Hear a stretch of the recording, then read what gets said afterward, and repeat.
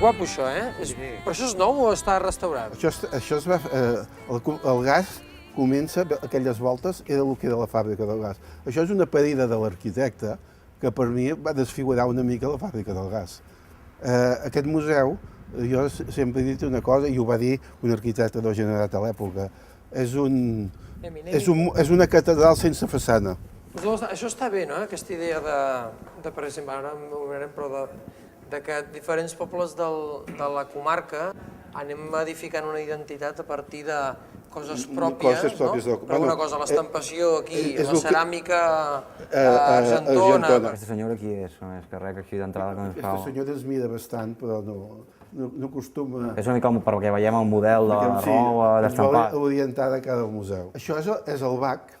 Això seria la manera d'estampar, o sigui... Això és el tinter, el bac. Aquí es posava el segell... Allà hi havia el color. Ah, molt bé, però això és... Això és un motllo no industrial, no industrial. És un motllo que ve de l'Orient. O sigui, això, Joan, tocaves aquí i estampaves allà. I això com tipografia, diguem, com una tipografia. Com una tipografia. Ei, Aymeric, reflexió. Veus, el mapa d'Espanya, Catalunya era independent, perquè hi ha una roba diferent, Observa, veus, Portugal és violeta, que no sé si és que eren... Sí, però és que I Catalunya és d'una altra tela. El País Valencià ens l'han tallat, però jo també. Bueno, pensa que l'estampació, bàsicament, a Catalunya era Catalunya, Mallorca i València. Jo acabo la mili i ajunto una colla d'amics i fundem l'EEC. El centre d'estudis, una de les finalitats era fer un museu. I el centre d'estudis, el 75 ja té estatuts, i el 77 comencem ja la idea de museu industrial. I si anéssim allò al maig 68, també d'alguna manera veu d'aquestes ganes de salvar la cultura... Jo mamo del 68. Jo al 68 me'n vaig anar a Cuixà a ajudar els monjos a muntar el monestir. M'entens? Al 70 i pico, amb la meva dona, fundem l'escola d'Ofí catalana, coeducativa, laica i totes aquestes coses. També seguim el guió. M'entens? O sigui, en aquell moment pensàvem en la pedagogia de Ferrer i Guàrdia, de Freinet i totes aquestes coses. Del 68 al 76, que es mor en Franco, 75, perdona, sí, 75. No li fotis un any més, que ja... Que es mor en Franco, hi ha una revolució cultural molt important. Jo recordo encara de Mataró, quan fèiem la revista El Maresme. Allà fèiem inclús un curs de periodisme, vam fer. Qui l'instruïa? En Franco i en Montalbán. En Franco del periòdico, En sèrio, no? En Franco van venir a Mataró? Vam fer un curs de 3 o 4 dies amb ells, que ens ensenyaven a compondre enganxant tires. Qui dirigia aquesta època, aquesta etapa? Un tal Mira. Ja, tot això ja jo ho he sentit parlar, però... I nosaltres formàvem l'equip de poble, que en dèiem, de redacció de poble.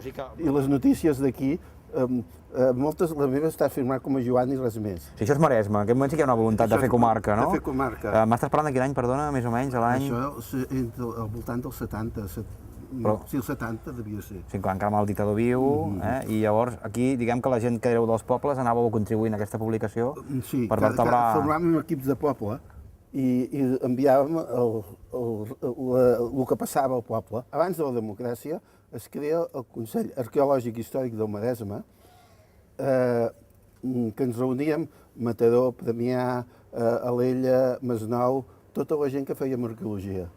Això és una voluntat de fer comarca, també? Sí, jo tinc tota la documentació. Ens reuníem cada mes i discutíem l'arqueologia de la comarca. I als anys 80 jo faig el campaner de Premià, amb el Premià Informa, una secció, Una secció que revoluciona tots els polítics. Això ho he fet sempre una mica, En plan de conya, els hi faig notícies en conya. I esclar, no van acceptar la conya mai. Als 80, els governs municipals encara creien en la cultura. Després van creure en l'urbanisme. Sí, ja està, podem plegar, al call. No, ja tenim el titular ja, però bé, d'alguna manera és el que estem també recollint, no?, d'altres percepcions. Sempre hi ha hagut una amistat. En Pau Ubach a Vilassar, a Mataró, al Sal i Cru del museu, en Ribes de Mataró, que en Marià Ribes ens feia de paraigua. Que en Marià amb el tema arqueològic, clar, una mica els pares... El Baró d'Esponellà, Tiana... Era baró. Esponellà, que era el cònsol de Mònac, encara està excavant a casa seva. Ho sentíeu Maresme, és a dir, un senyor de Premià en aquell moment es sentia que estava dintre una comarca que es deia Maresme i s'hi trobava bé. Defensàvem molt la idea de crear moviment. Bueno, ens ho vam creure de tots, que faríem comarca. Quan va entrar el Consell Comarcal, tots vam apoyar el Consell Comarcal. Tu veus que existeix ara el Maresme, o sigui, aquest Maresme que vivim ara? Ho veig molt difuminat. Mataró no s'ha pogut agafar la capitalitat fortament com tenia que haver-la agafat, perquè s'ha mirat massa a si mateix. Arenys, que era l'altra competència, ha passat, ha dit que no era d'aquesta comarca, era de l'Alt Maresme. S'ha ficat en un altre... Sí, ha volgut separar.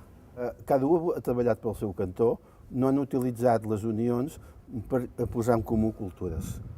Cada poble treballa la cultura a la seva manera i sense tenir en compte res. Els que fan cultura a Vilassar de Dalt coneixen molt poc els que fan cultura a l'Ella.